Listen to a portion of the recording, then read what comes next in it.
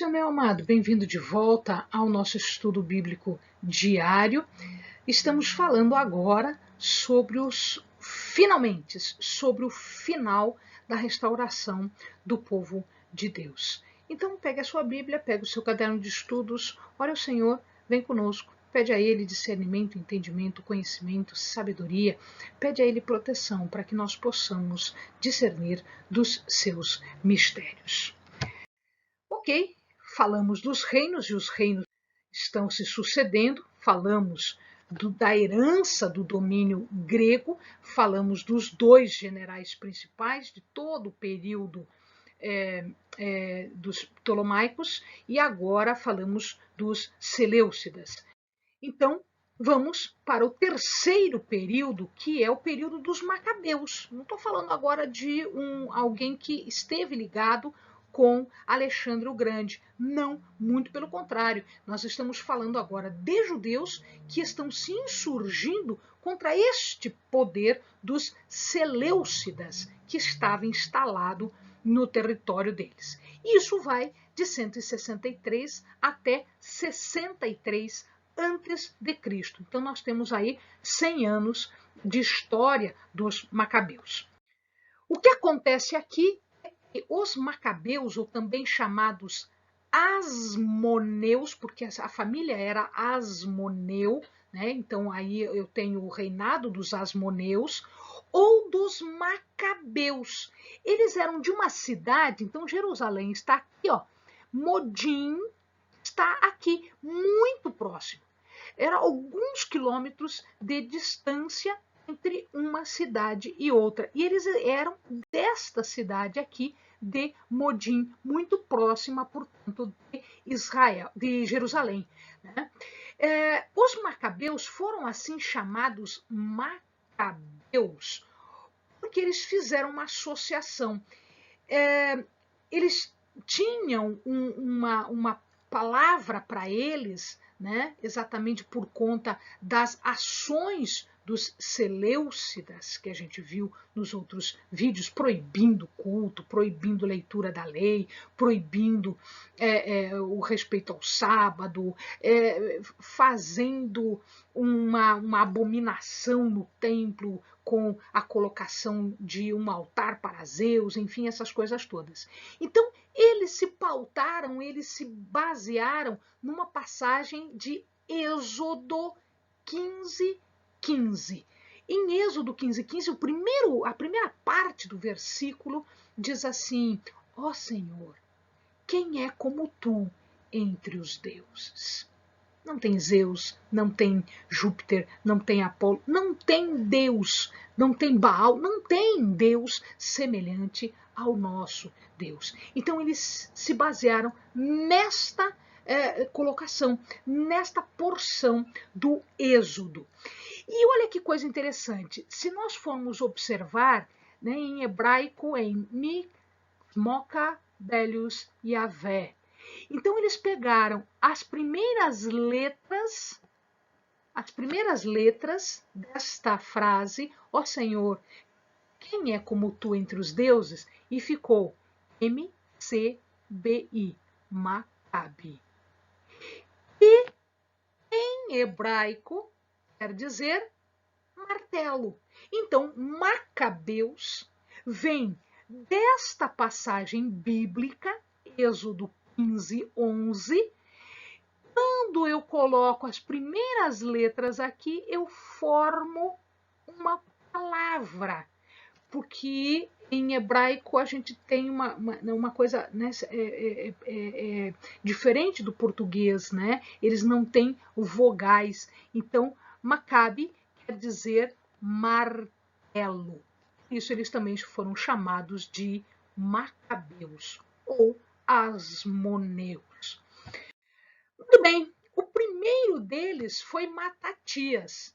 O que aconteceu com Matatias?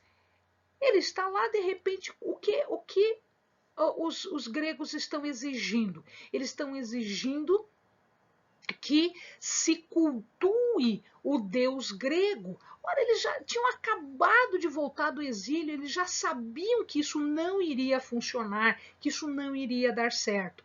Então, eles já estavam ressabiados com esta questão de idolatria, eles não aceitavam isso de idolatria. E aí, quando eles forçavam as pessoas a fazer sacrifícios para os deuses gregos, Matatias, quando ele viu aquilo, ele fez o quê?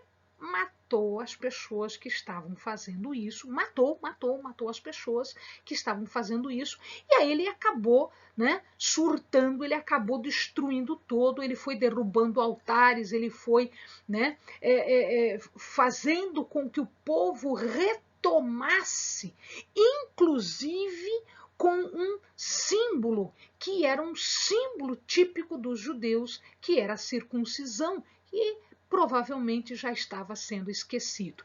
Então ele reforça a ordem de circuncisão, ele derruba os altares e ele começa a matar os apóstatas. Matatias, ele acaba morrendo numa dessas brigas e o seu filho Judas Macabeu, o Macabeu vem exatamente de Judas, né? O nome Macabeu, ele começa a ser aplicado a partir de Judas, que era filho de Matatias. Ele começa a guerrear contra os Seleucidas e ele faz guerrilha. Guerrilha. O que é guerrilha? Guerrilha, ele vai ficando pelo caminho, ele vai se escondendo no caminho e ele faz um ataque surpresa. Então não é uma luta aberta com o exército, com carros de guerra, mesmo porque eles não tinham nada disso. Lembrem que os Seleucidas eram militares. Eles não. Eles tinham acabado de voltar do cativeiro, então eles não tinham armas. Né? As armas que eles tinham eram aquelas que conquistavam quando matavam algum dos Seleucidas. Então ele começou a fazer guerrilhas. Ele mata o general, um dos generais, de nome Apolônio, no caminho para Samaria. Então Samaria está aqui para cima, tá? Samaria está para cá. Então nesse caminho ele arma uma emboscada e mata o general Apolônio. Ele vence em Bet-Horon, aqui Bet-Horon está aqui, a alta e a baixa, então neste caminho aqui ele vence o general Seron e 10 generais que se juntam, general Ptolomeu, Nicador e Górgias, no caminho de Emaús. Então, no caminho de Emaús, ele faz exatamente isso, ele mata, ele vence, né, os generais. E no caminho para Hebron, ele vence um outro grande general de nome Lísias. Então ele começa a fazer guerrilhas, ele começa a fazer emboscadas e ele começa a destruir 4, 5 mil soldados. Não era um ou dois, eram 4, 5, 30, 40 mil soldados. Numa oportunidade, os macabeus venceram 60 mil soldados. Óbvio, eles não mataram todos, o povo fugiu, né? Porque eles seriam mortos com certeza.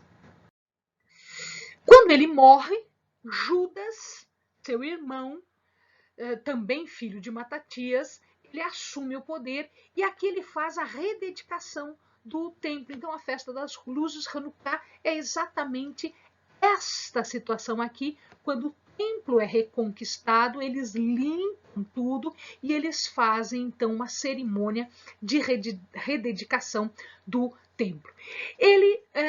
Ocorre um levante dos idumeus e dos amonitas, então aqui ó, os amonitas aqui e os idumeus aqui, ele ganha a guerra entre eles, ele toma a cidade de Hebron e a cidade de Asdod, dessa região aqui que era dos filisteus, tá? E numa guerra contra Antíoco V, próximo de Belém, ele acaba perdendo a batalha e um dos seus irmãos, Eleazar, morre nesta batalha. Numa outra batalha, próximo de Jerusalém, ele vence o general Nicanor, já tinha sido vencido antes, ele vence de novo aqui e ele acaba matando Nicador em Bet-Horon.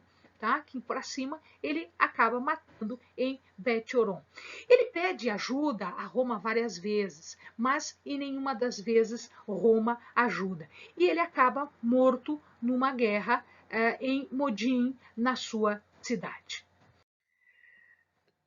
Depois dele vem Jonas, ou Jonatas. Então, em algum lugar tem Jonatas, em outros lugares tem o nome Jonas. É o mesmo, é a mesma pessoa. Ele acaba fazendo um acordo com os Seleucidas, vocês lembram, a gente falou isso no vídeo passado, e depois ele faz um acordo de novo com Alexandre Balas, que o nomeia sumo sacerdote, e ele dá todo o governo da Judéia e da Samaria. Né? Ele, depois, quando ele vê que Alexandre Balas não é uma boa pessoa, que ele está usurpando, ele acaba fazendo acordo com Demétrio, aquele Demétrio que eu falei que era o verdadeiro descendente de Antíoco. Ele dominou de Tiro, aqui, dessa região aqui, olha a expansão do território, de Tiro até o Egito. Então, Tiro está aqui, esse pontinho aqui, né? Sidom em cima, Tiro embaixo. Então, de Tiro até o Egito estava sendo dominado por Jonatas. Tá? Ele acaba sofrendo um revés, ele é enganado por Antíoco VIII e ele morre, né, nas mãos de Antíoco VIII. E o Antíoco VIII, né, perdão, sétimo, falei, oitavo está errado, Antíoco VII. Antíoco VIII, que era o descendente de Seleuco mesmo, o irmão de Demétrio, ele sobe ao poder e aqui ele vai cercar Jerusalém. É nessa altura que Roma começa a interferir, ele começa a fazer menção de vir até o território. Amém, amados? Bons estudos.